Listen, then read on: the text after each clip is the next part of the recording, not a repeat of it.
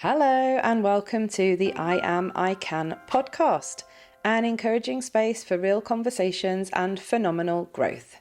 I'm your host, Kelly. I'm a natural planner at heart, and I genuinely love planning. I want you to feel that way too, because intentional planning, gentle reflection, and consistent action can create truly phenomenal results.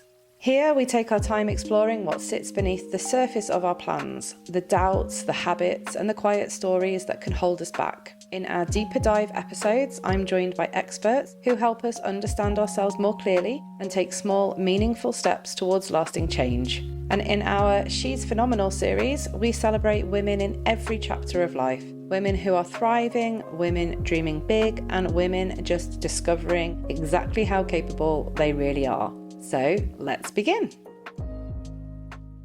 Hello and welcome back. Today's episode is a beautiful reminder that sometimes slowing down is exactly what helps us to move forward.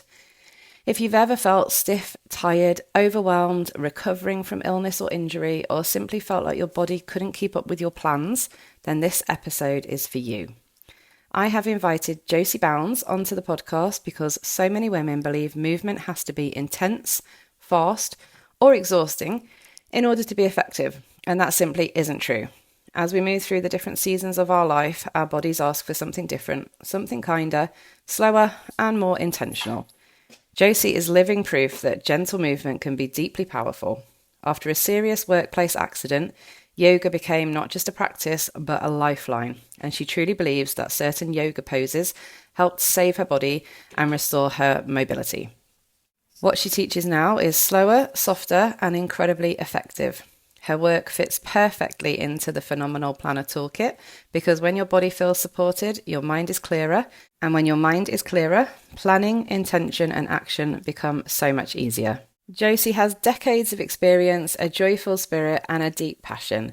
She's absolutely wonderfully uplifting and brings energy to everything she does and everything she teaches. And I know you're going to feel inspired just by listening to her.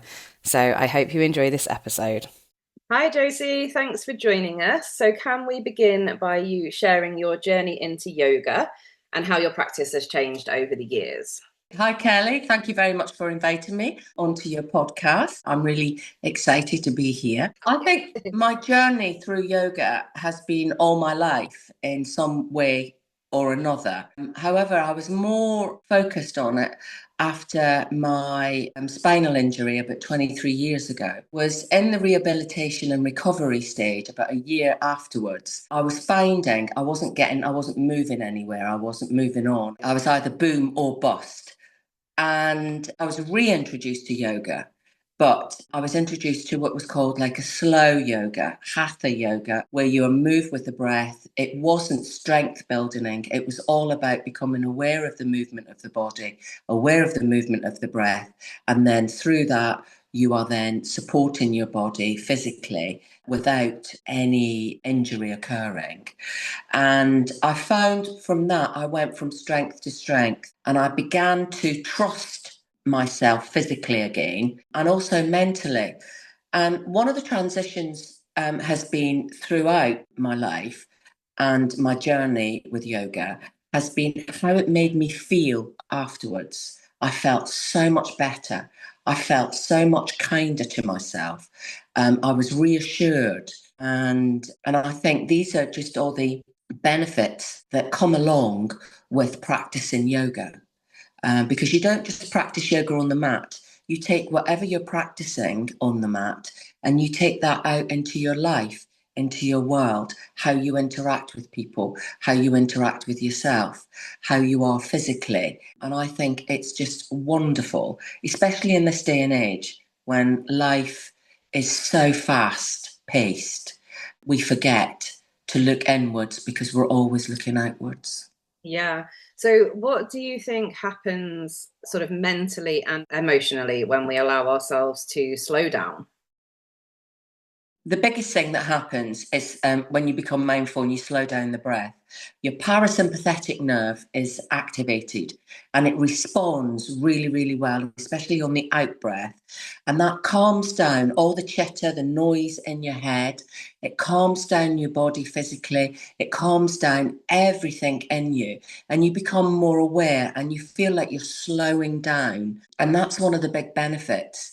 I don't know about you, Kelly, but if ever you've been a bit stressed and you're rushing and you're trying to get out the door and you forgot something, or you've got no time and you're stuck in a traffic jam, if you just turn to your breath and become more mindful of the breath and breathe in for 5 counts, hold it for a second or two and breathe out for 5 counts, that instantly calms and focuses you, not only physically, but mentally as well, and emotionally on the breath.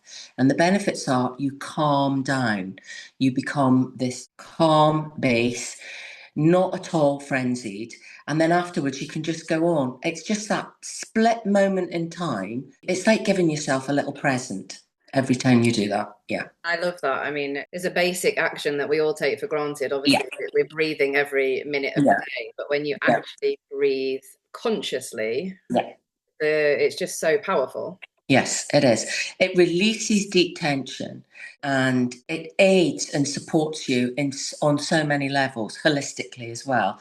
And it's that simple action. And this is where I find if I have had times during practicing yoga where I've wanted to build strength, I've wanted to get hot. So I've used vinyasa flows where I've wanted to, get my cardiovascular up and everything. But as I've found as I've got older, it doesn't suit me physically. I find I'm prone to maybe an injury or something. But the minute I've slowed everything down, especially on the mat and in my practice and during sessions here, again, the benefits are three, four, five, six-fold.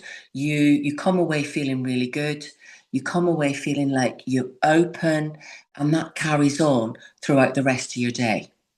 Yeah. So, what would you say to women who perhaps feel guilty for slowing down or taking time to rest and put themselves first?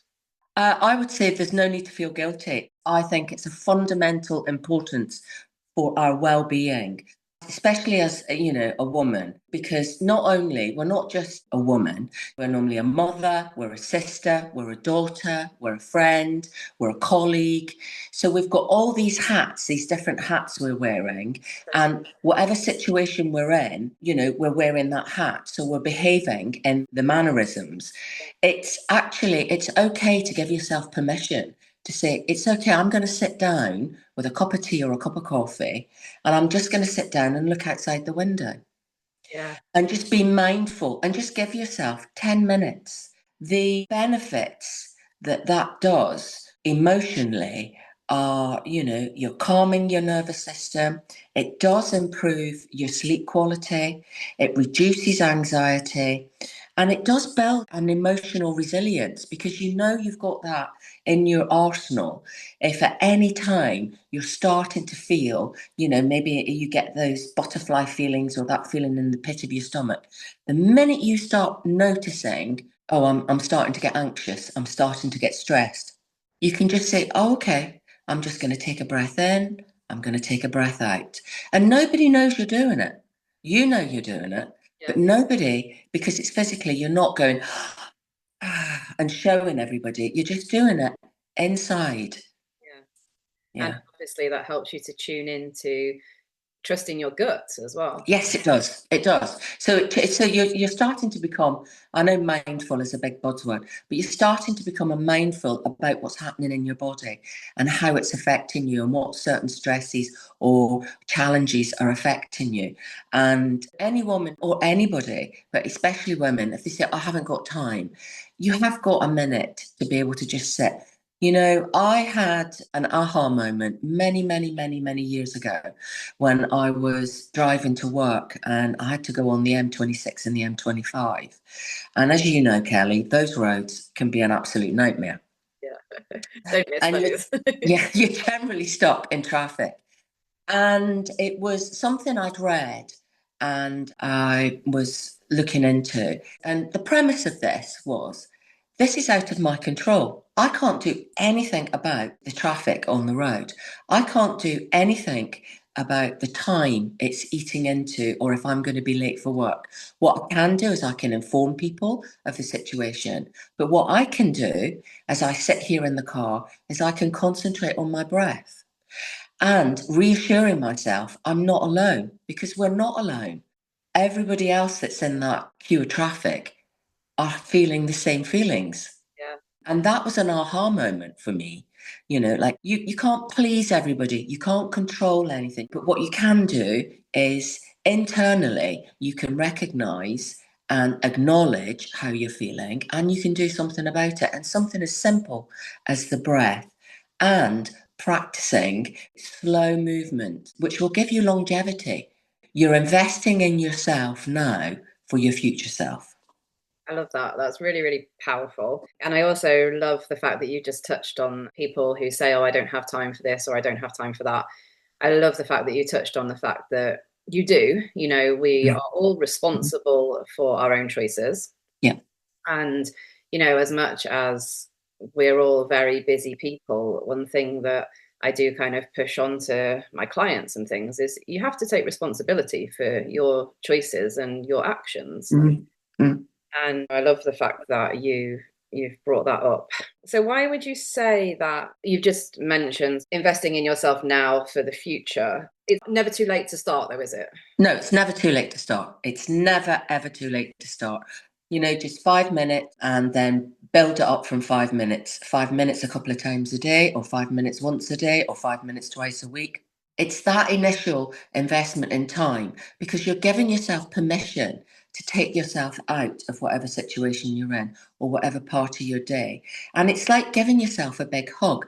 And as you know, as women, especially women, we're not very good at looking after ourselves. We're very good at going out there and looking after everybody else and making sure everybody else is fine.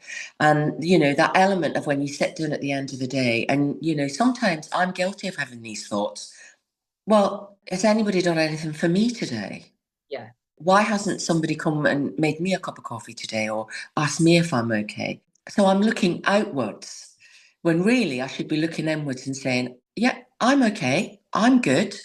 I've looked after myself today because I've taken 5 or 10 minutes out of my day, and I've taken myself out and I've been quiet, settled. I feel better for it now. I feel a little bit more refreshed. And we are busy, busy, busy. And it's okay to take the brakes off. It's okay to slow down. And I'm the classic. In my 20s, in my 30s, I was like a 125 on it all the time. Bang, bang, bang. As I got older, I realized that the only person that was suffering was me. I was the only one really suffering. And there are times in our lives when we're suffering, we project that onto our loved ones, we project that onto our friends, or we suddenly react to a situation where a little, oh no, not again, but we blow up or we explode. So we don't match, our response doesn't match the situation. It's a little bit too much. Yeah. And I think with age comes this wisdom of actually saying, I'm going to stop this, or I'm going to change the rhythm of my life. I might not change it fully, but little steps, often, if you keep dropping little pearls and then you go back and pick them up and keep dropping them and picking them up, those little tiny changes might feel like cotton wool individually, but collectively over time, they make a huge change in your life. We've got Christmas and New Year coming up. New Year, everybody's like, oh, right, I'm going to join the gym. I'm going to get fit and I'm going to do that. So they're motivated and they have this energy that they want to go out and do it. But it doesn't last, because what they're doing is they're not doing it small changes at a time. They're making a big change, and that big change becomes overwhelming. So what are we doing? We're putting more stress on ourselves. Yeah. Yeah. Not aligned with their real life either. Yes, yes. And that's the good thing, about being mindful and slow yoga. 5, 10 minutes, 15 minutes. It's a tiny amount of time out of your day that, if it's practiced regularly, the benefits will come. And you will feel better, you will look better, you will have better relationships because of what you're projecting out there. Yeah, so this is why I wanted to invite you onto the show quite early in the series, because all of those things that you talk about, projecting your feelings onto others, can 100% relate to that way. A, you feel overwhelmed, Yeah. but B, you start to feel frustrated and resentful. Yeah. And then that's what creates these outbursts or these moments where we're upset or we Mm-hmm. respond to things in a way that we wish we Yeah. hadn't. Mm-hmm. And it's just a vicious circle. So Mm-hmm. I'm really happy that you've explained that so clearly, that just literally taking 5 minutes a day, at the most to start with, Yes. just reaps so many rewards and Yeah. help people to start to carve out a life that is good for them and enjoyable. Yes. Yeah, and also it's moments of stillness, because when you've been in the shala with me, it's about listen to your body, go with your breath, slow it right down, and we're not in a competition. And that brings me back to my early days. 2016, I was fortunate enough to go to India to study yoga teacher training, and I was blessed with the breadth and depth of this teacher training, and especially from a guy called Emil Venden. His knowledge about yoga, and not only yoga history, the philosophy of yoga, but how he held himself and how he delivered. I really felt safe with this man, and I felt safe, and I felt like he was holding me in his hand very gently. And that's a life lived well, being mindful. And I came away feeling from that. I'm not where Emil is. I'm starting my journey, but that's something to work towards. I might never get to his level, and I probably never will. But it's a path that he opened up for me to take. But the other thing I think we need to touch on, especially when we're young, we have to wear the right clothes, we have to be seen in the right places, we have to do all this. When I first arrived at the yoga teacher training, I'm in my 50s and I'm a voluptuous woman, yeah, and whatnot. And as we know, when you mention yoga to women over 50 or 40, they look at you as if to say, I'm not a bendy Wendy. And it's not about being a bendy Wendy, but we've had this conversation before. So I had the young girls that were on the course with us, and they were all wonderful and beautiful, and I loved them all. Initially, they're looking at me as if to say, you're here for the yoga teacher training. And I went, yep. Yeah, we all come in different sizes, we all come in different ages and whatnot. But again, it's a mindset, and you have to have this certain confidence. And I think confidence does come with age as well, where you stop comparing yourself with something that's unrealistic anyway. Yeah. When you get to, I did find, it was in my late 30s when I went, not doing this anymore. I'm choosing not to do this. This is not healthy. Yeah. If I carry on like this, I will be a husk in my old age. But drawing it back into the slow yoga and the 5 minutes or 10 minutes a day. And it's not just about movement, it can just be sitting down or standing up, being aware of your breath, being aware of how you're feeling, and that connection. And that's what it is. No, so you and I, we both live in rural France. Yeah. We've known each other for, I don't even know how long, a long time. But I only started practicing yoga with you probably around May this year. Yeah. And, I am a bit of I don't know what the word is, a bit of a sod for not, making time for myself, a very busy lady. So I Mm-hmm. thought, well, enough's enough. I need a bit of an accountability partner. I'm going to speak to Josie about yoga. Yeah. But I can't do bendy wendy yoga and I can't do fast yoga because of my lupus and my sore knees. So, you introduced me to this slow yoga, which has been fantastic. But one of the fascinating things that you gave me to take away was a bed yoga routine. Yeah. So this immediately kind of eliminates your excuses because essentially you do this yoga in your pajamas before you even start the day. So the only thing you have to do differently is set your alarm 5 minutes earlier, essentially. So the bed yoga, it's a game changer. It's a game changer. So first thing we do in the mornings, well, I noticed I was a bugger for, I'd wake up and I'd da da da da da. First thing I grabbed was my phone just to check da da da. And then what happens there? you end up going down a rabbit hole because you're scrolling, you're looking at things. You might think, I'll just check my bag, I'll just check the weather, I'll just check this. Before you know it, you're either on Instagram or you're on Facebook or you're contacting people via WhatsApp and stuff. And then your brain has gone from waking up that lovely sleepy, moody feeling to suddenly it's like being hit by a 125. Bang. Poof. It's like a startle, you're like, oh, and it's quite an aggressive way to wake up. Well, especially if you Um, roll across something that, maybe you open your emails and, there's an yeah, email you weren't expecting, or it's something, a negative impact yeah, immediately first thing. yeah, it really is. And I think it sets the tone of your day. Yeah. However, if you set your alarm for 5 or 10 minutes earlier, the bed yoga, you're completely safe, you're supported, you're lying down.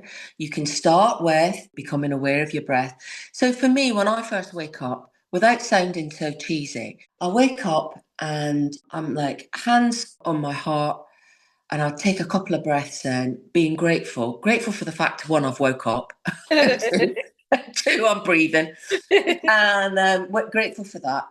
And then you can have your partner lying next to you and whatnot, and they won't even know you're doing this. And I find if you start with the breath, becoming aware of your breath, bringing in some box breathing, where you're breathing in for 4, hold for 4, breathe out for 4, hold for 4, do 3 or 4 rounds of that. It just starts to wake up the mind, the breath. You just gently getting yourself awake.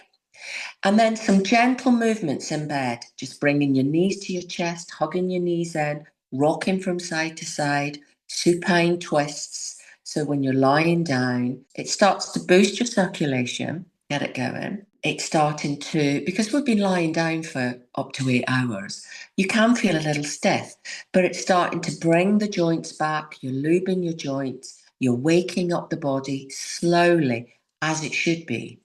And what I found the benefits of that have been 5 or 10 minutes in the morning, you've got consistency, you've got routine, you're doing something for yourself. You feel a lot better when you go downstairs. And what I tend to try and do is not reach for the coffee pot straight away.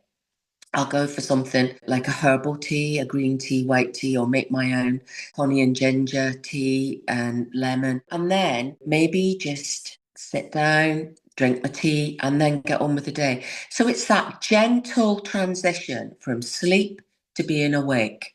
And it does mean that my brain and my mind functions a lot better when I'm not grabbing my phone straight away Yeah. and going down the rabbit hole.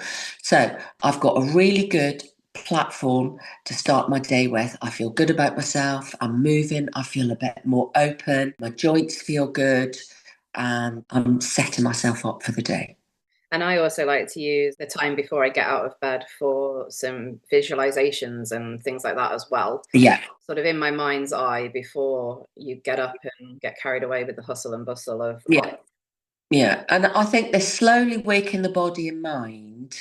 You bring that into your day because that approach and that energy into your day, it bleeds into your day. And the fact that you've started the day by saying, yep, this is what I'm giving myself, and how you feel afterwards, I think is really important. Yeah. Yeah, I do. So you've very generously created a free bed yoga video for our Yep. listeners. So they'll be able to find the details of that in the show notes below, the links. Yep. They will. Yes. So I just want to say thank you so much for Yeah. sharing all of your wisdom, your warmth, and your stories. I just find you inspirational. Thank Now, you. just as a last little note, if you're happy to do so, and it's fine if you're not, but you talked earlier about investing in ourselves for the future. Yeah. So you're sat here on a Sunday morning looking absolutely fabulous, loving all of it, even your little Christmas sparkly nails that I can see in the screen. Would you What my mind? lovely nails. Yeah. Would you mind sharing with people how old you are? I'm 63. I'm 64 in 4, 5, 6 in about 7 weeks' time. I think 64. You're just living proof that, yoga is a savior for Yeah. body, mind, skin, everything. Absolutely, because you're relaxed. But the bed yoga just isn't for morning. You can set up a routine at night as well for nighttime yoga, and Okay. you can do something similar as well. So you're calming your mind. So it's the routine. So your body knows, oh, I'm going to bed now. It's time for bed. I'm calming down, and and you will sleep better, and it'll reduce the moments of when you keep waking up, or if you wake up in the middle of the night and things like that. Yeah. Yeah. So Brilliant. you can bookmark your day with bed yoga at the beginning of the day and at the end of the day as well. Really powerful. Well, thank you so much. Well, thank you, darling. It's been a pleasure. Thank you. It's been a pleasure listening to you. Yeah, Bye. yeah. Bye for now. Thank you for listening today. If you're craving change but aren't sure where to start, I've created a free craving change audit to help you understand what's really holding you back and what to focus on next. You can download it using the link in the show notes, and it only takes a few minutes to complete. Go and grab it and begin the change you've been craving. Until next week, keep planning and keep being phenomenal.